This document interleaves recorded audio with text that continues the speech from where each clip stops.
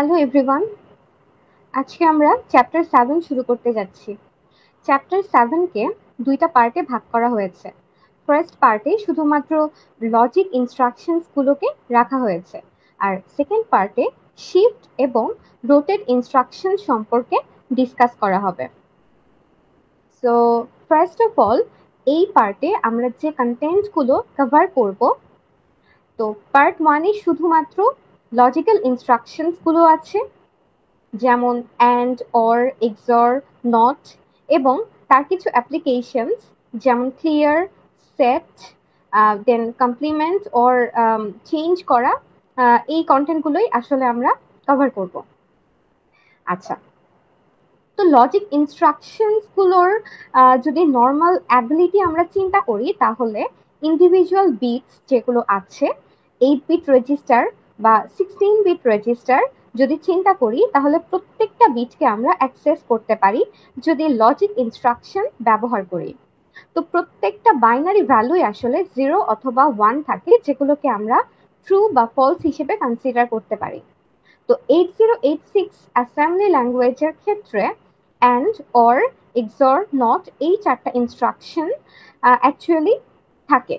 তো এই logical operations গুলো অবশ্যই 8 বিট অথবা 16 বিট যে কোনো অপারেন্ডের উপরেই আসলে অ্যাপ্লাই করা পসিবল, এবং যে রেজাল্টটা আসবে সেই রেজাল্টটাই হচ্ছে আসলে প্রত্যেকটা বিটের উপর লজিক্যাল ইনস্ট্রাকশন গুলো অ্যাপ্লাই করার পর আমরা সেই রেজাল্টটা জেনারেট করতে পারবো। তো অ্যাট ফার্স্ট আমরা একটা ট্রুথ টেবিল দেখি। সো লেফট সাইডে আপনারা দেখতে পাচ্ছেন দুটো অপারেন্ট দেয়া আছে এখানে, অপারেন্ট 1 এবং অপারেন্ট 2। আর রাইট সাইডে লজিক অপারেশন গুলো যেগুলো আছে, যেমন অ্যান্ড, অর, এক্সর এবং নট এগুলো। সো প্রথমেই বলে রাখি, অ্যান্ড, অর এবং এক্সর এই তিনটা অপারেশনের জন্য আমাদের অবশ্যই অপারেন্ট 1 এবং অপারেন্ট 2 দুটা করে অপারেন্ট লাগবে। বাট নট অপারেশনটা ক্ষেত্রে আমাদের আসলে একটা অপারেন্ট হলেই চলবে, তাই এখানে অপারেন্ট 1 কথাটা ইউজ করছি। আচ্ছা, তো আমাদের অ্যান্ড অপারেশনের ক্ষেত্রে যেহেতু আমরা বলেছি দুইটা অপারেন্ড আমরা ইউজ করব, তাই দুইটা অপারেন্ডের ক্ষেত্রে আমরা চারটা কম্বিনেশন আসা কিন্তু পসিবল, যেমন 0 0, 0 1, দেন 1 0 এবং 1 1। তো অ্যান্ড অপারেশনের ক্ষেত্রে ওভারঅল যদি আমরা ভিউ দেখি, যে দুটা অপারেন্ডের ক্ষেত্রে যদি 1 1 থাকে, তার মানে দুটাই যদি ট্রু হয় শুধুমাত্র তখনই অ্যান্ড অপারেশনের ক্ষেত্রে রেজাল্টটা কিন্তু ট্রু আসে, আদারওয়াইজ বাকি সব ক্ষেত্রে কিন্তু ফলস এসছে। তার মানে হচ্ছে যে কোনো অপারেন্ডের ক্ষেত্রে যদি 0 পাওয়া যায়, সেক্ষেত্রে যেমন ফার্স্ট অপারেন্ডের ক্ষেত্রে কি আছে, একটা 0 আছে, দেন সেকেন্ড অপারেন্ডেও কিন্তু একটা 0 আছে। তো শুধুমাত্র সে সমস্ত ক্ষেত্রে অ্যান্ডের রেজাল্ট কিন্তু 0 আসবে। আর শুধুমাত্র যে কেসে দুটাই 1 আসবে, সেক্ষেত্রে অবশ্যই অ্যান্ডের রেজাল্টটা 1 আসবে। এরপর যদি আমরা অরের ক্ষেত্রে যদি দেখি, যেটা এসছে সেটা হচ্ছে, অরের ক্ষেত্রে আমরা দেখতে পাচ্ছি দুটাই যদি 0 হয়, তাহলেই অরের ক্ষেত্রে 0 হবে, আদারওয়াইজ বাকি সব ক্ষেত্রে কিন্তু 1 হবে। তো এরকম কন্ডিশন গুলো অবশ্যই আপনাদের জন্য নতুন কিছু না, I hope.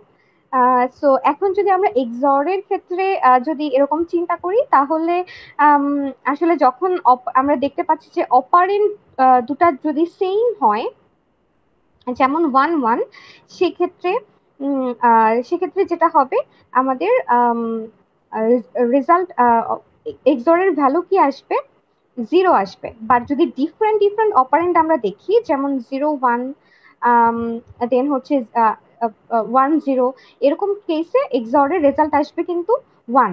But same operant যেমন 0 0 অথবা 1 1, অপারেন্ট গুলো যদি সেম হয়, তাহলে এক্সরের ক্ষেত্রে তার রেজাল্টটাও কিন্তু সেম আসবে। এটা কিন্তু খুবই simple.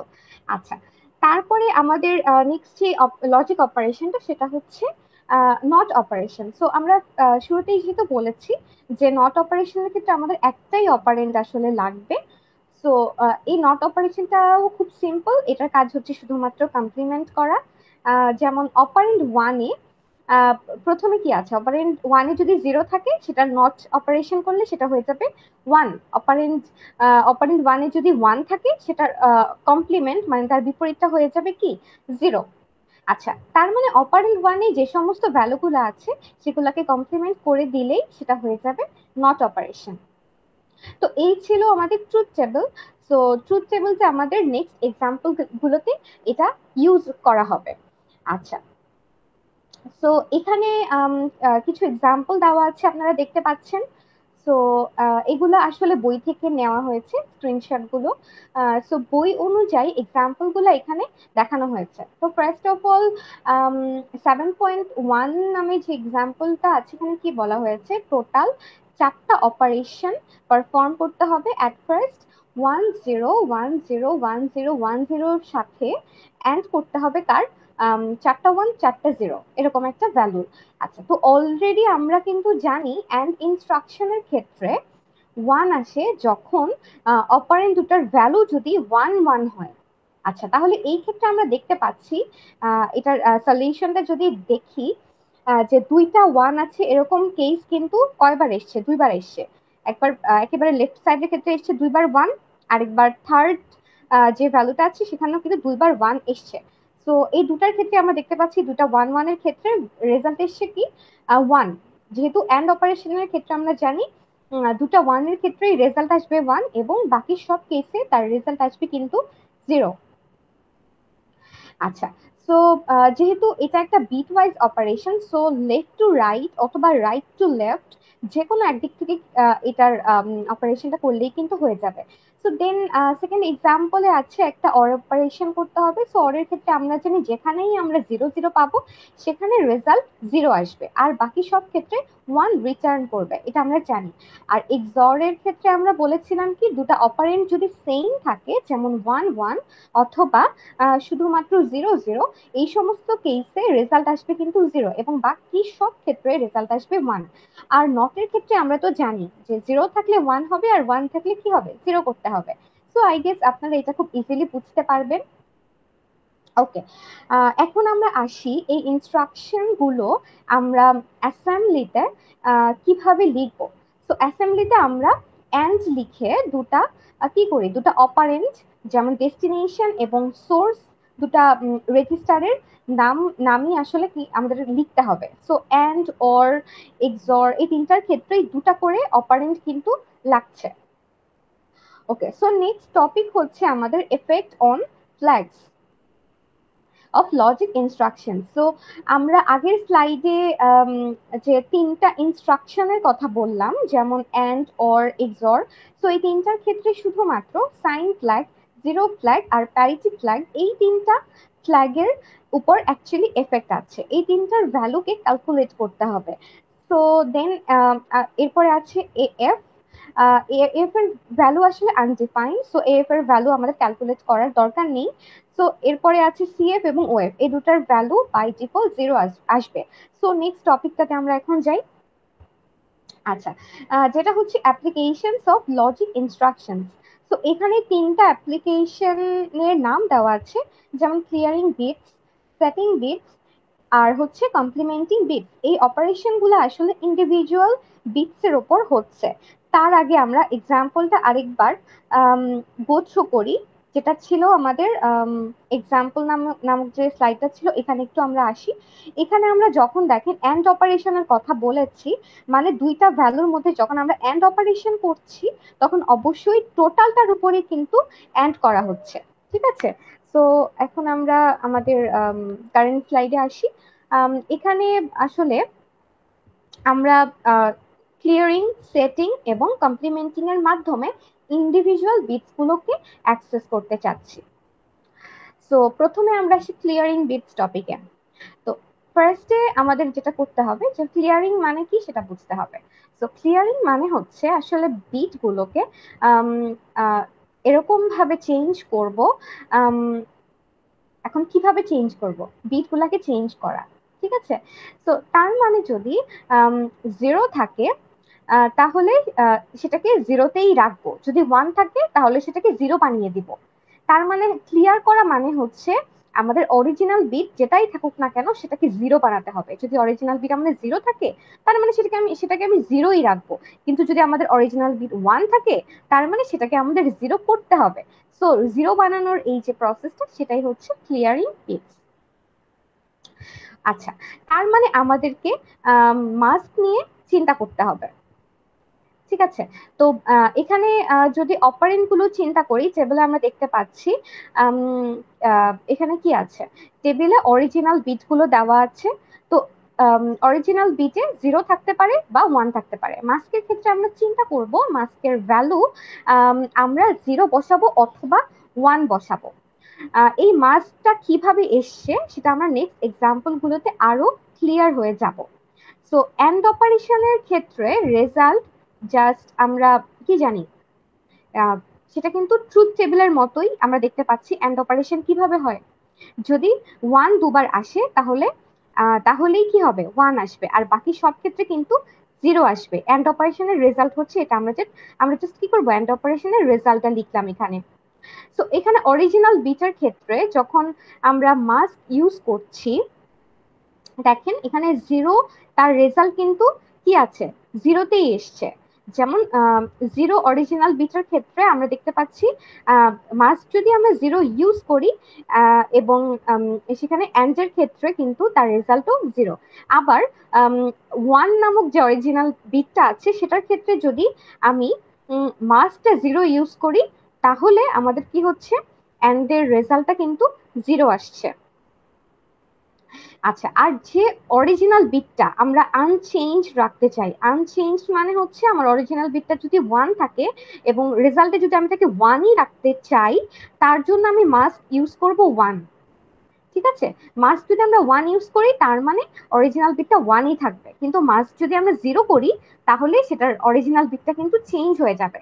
So zero two zero মানে হচ্ছে আমরা যদি জিরো টু জিরো এবং ওয়ান টু জিরো, কথাটার মানে কি, আমরা যখনই মাস্ক জিরো ইউজ করব তার মানে অরিজিনাল বিট সেটা জিরো থাকুক অথবা ওয়ান থাকুক, মাস্ক জিরো ইউজ করা মানে সেটার রেজাল্টটা অবশ্যই জিরোতে আসবে। কিন্তু আমি যদি চাই অরিজিনাল বিটটা যেটা আছে সেটাই থাকবে, কোনো রকম কোনো চেঞ্জ হবে না, ওয়ান থাকলে ওয়ানই থাকবে, জিরো থাকলে জিরোই থাকবে, তাহলে আমরা মাস্ক ইউজ করবো সেক্ষেত্রে ওয়ান। আচ্ছা, এরপরে আমরা দেখবো হচ্ছে সেটিং বিটস। এটাও সিমিলারলি আমরা যদি এই কোনো বিটকে যদি সেট করতে চাই, সেট করার মানে হচ্ছে আসলে জিরো থাকলে ওয়ান হয়ে যাবে এবং ওয়ান থাকলে সেটা ওয়ানই হবে। আচ্ছা, সো ক্লিয়ার করার মানে ছিল কি, দুটাকেই আসলে জিরো বানানো, আর সেট করার মানে হচ্ছে দুটাকেই আসলে ওয়ান বানানো আলটিমেটলি। সো এনিহাও আমাদেরকে ওয়ান বানাতে হবে, ওয়ান বানানো মানেই হচ্ছে এটাকে সেট করা। আচ্ছা, তো সেই সেট করার জন্য আমাদের অর ইনস্ট্রাকশনটাকে ইউজ করতে হবে। সো অর ইনস্ট্রাকশনের জন্য আমরা কি করব, সেকেন্ড আর ফোর্থ কম্বিনেশনে দেখেছিলাম যে এখানে কি দেখতে পাচ্ছি যে সেকেন্ড আর ফোর্থে কি আছে, জিরোর ক্ষেত্রে সেটা হয়ে যাচ্ছে ওয়ান, এবং ফোর্থ কম্বিনেশনে দেখতে পাচ্ছি অরিজিনাল বিট ওয়ান ছিল, সেটাও থাকছে ওয়ান। তার মানে আলটিমেটলি কিন্তু আমরা ওয়ানই পাচ্ছি, বাট সেটা কখন, যখন আমরা শুধুমাত্র মাস্ক ওয়ান ইউজ করব, শুধুমাত্র তখনই আমাদের অরিজিনাল বিটটা কি হয়ে যাচ্ছে, ওয়ান হয়ে যাচ্ছে। জিরো থাকলে ওয়ান হয়ে যাচ্ছে এবং ওয়ান থাকলেও সেটা ওয়ানই হচ্ছে। বাট যখন আমরা মাস্ক জিরো করব, জিরো করা মানে হচ্ছে আমি যদি অরিজিনাল বিটটা আনচেঞ্জ রাখতে চাই তখন আমরা মাস্ক জিরো করব। মাস্ক জিরো ইউজ করলে আমাদের কি হবে, অরিজিনাল বিটটা যেটা আগে ছিল সেটাই আমাদের আলটিমেটলি রেজাল্টের ক্ষেত্রে পাবো। আচ্ছা, এই গেল আমাদের সেটিং করা। আর হচ্ছে এখন আসি আমরা কমপ্লিমেন্টে। সো কমপ্লিমেন্টের জন্য আমাদের সিস্টেমটা আসলে অনেকটা একই রকম। সো কমপ্লিমেন্টের ক্ষেত্রে কম্বিনেশনটা একটু হচ্ছে আলাদা, কারণ সেটের ক্ষেত্রে আমরা দেখেছিলাম যে জিরো থাকলে ওয়ান হবে এবং ওয়ান থাকলেও ওয়ান হবে, বাট কমপ্লিমেন্টিং বিটসের ক্ষেত্রে আমরা দেখতে পাচ্ছি যে জিরো থেকে ওয়ান এবং ওয়ান থেকে ওয়ান, সরি ওয়ান থেকে জিরো, মানে হচ্ছে আমরা কি করব এখানে, আমরা এখানে নর্মাল ওয়ান্স কমপ্লিমেন্ট যেরকম ভাবে করি সেটাই আসলে করতে হবে। তাহলে কমপ্লিমেন্টের জন্য আমাদের যে লজিক ইনস্ট্রাকশনটা আমাদের ইউজ করতে হয় সেটা হচ্ছে এক্সঅর। সো সো এক্সর ইনস্ট্রাকশনের যে ট্রুথ টেবিল আছে সেই ট্রুথ টেবিল অনুযায়ী সেকেন্ড, ফোর্থ, থার্ড এবং ফোর্থ কম্বিনেশন অনুযায়ী আসলে যখন 0 থাকে অরিজিনাল বিট এক্সরে সেটাকে কি কি করেছে 1 বানানো সম্ভব যখন আমরা মাস্ক ইউজ করি 1। সো অরিজিনাল বিট যদি 0 হয় তাহলে এক্সরে সেটাকে 0 বানানো সম্ভব যদি আমরা মাস্ক ব্যবহার করি 1। আচ্ছা, তার মানে আমাদের চেঞ্জ করার জন্য আমরা ইউজ করব মাস্ক 1 এবং আনচেঞ্জ রাখার জন্য আমরা ইউজ করব মাস্ক 0। যেমন এখানে আমাদের যে সেকেন্ড যে অরিজিনাল বিটটা আমরা দেখতে পাচ্ছি সেকেন্ড অরিজিনাল বিটটা হচ্ছে 0।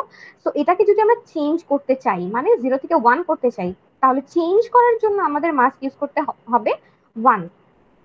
আর যদি অরিজিনাল বিট হয় আমাদের 1 বাট এটাকে আমরা আনচেঞ্জ রাখতে চাই তখন আমরা মাস্ক ইউজ করব 0।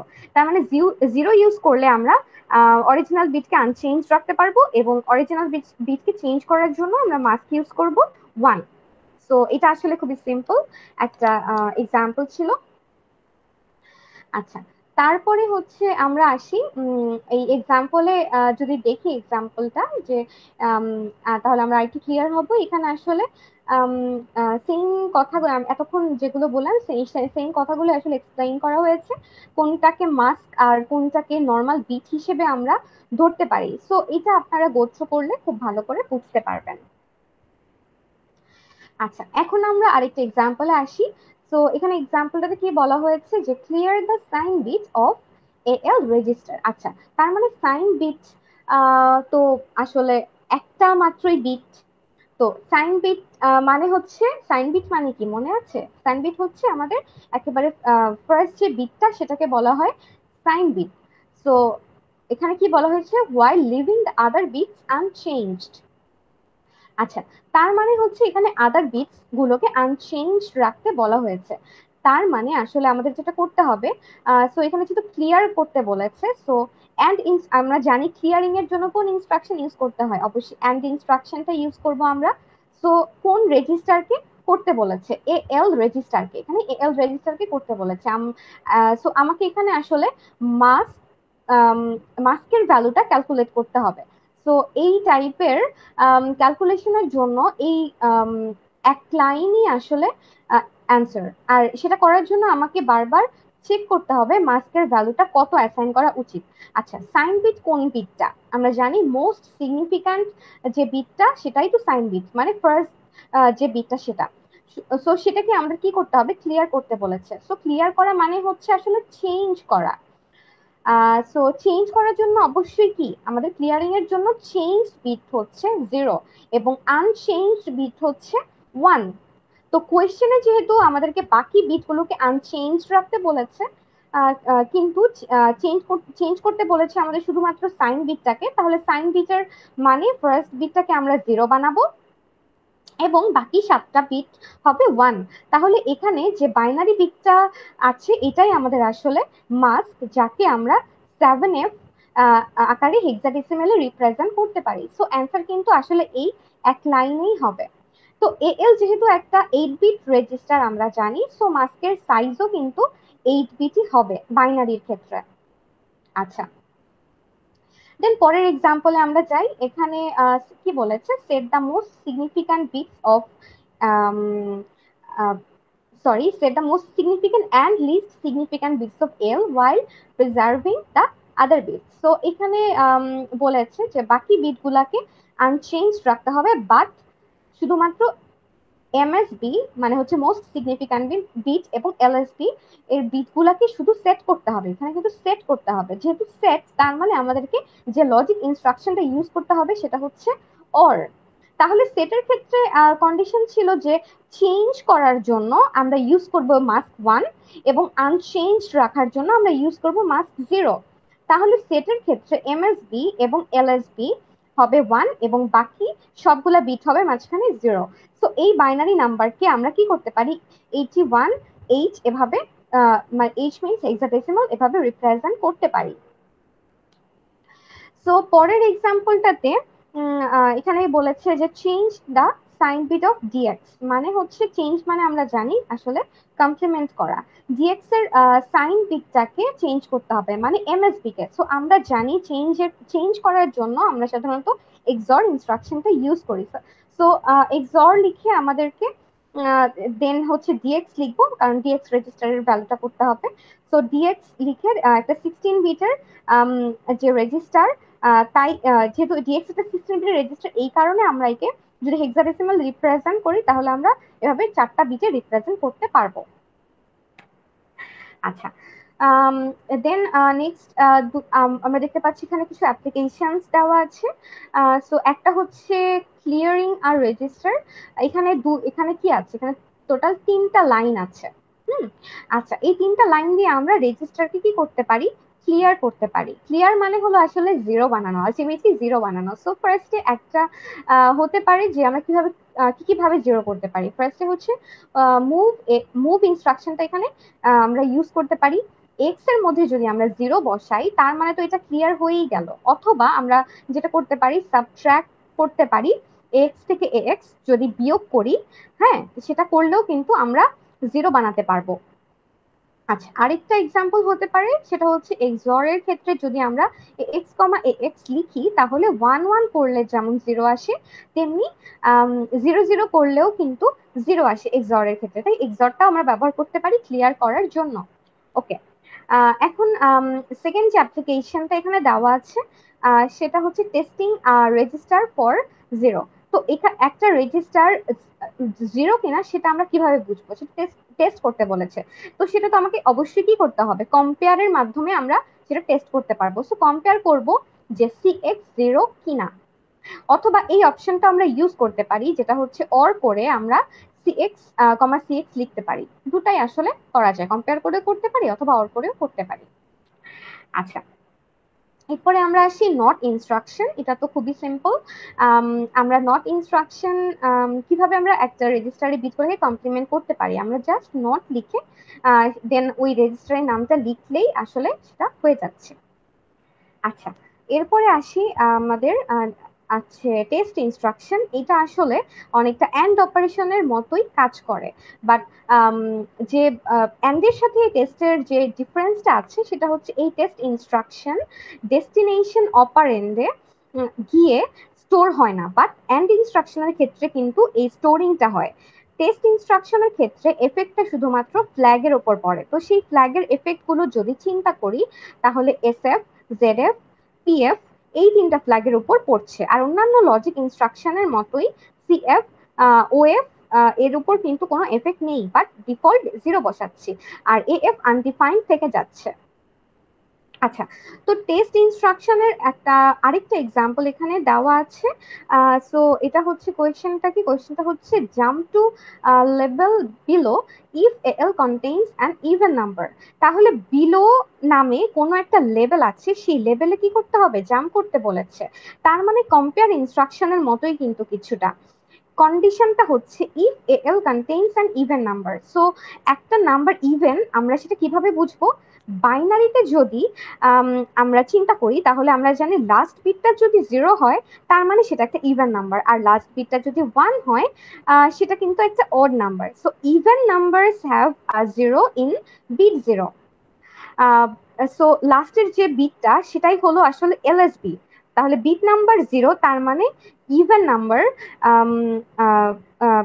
সেটা অবশ্যই একটা ইভেন নাম্বার।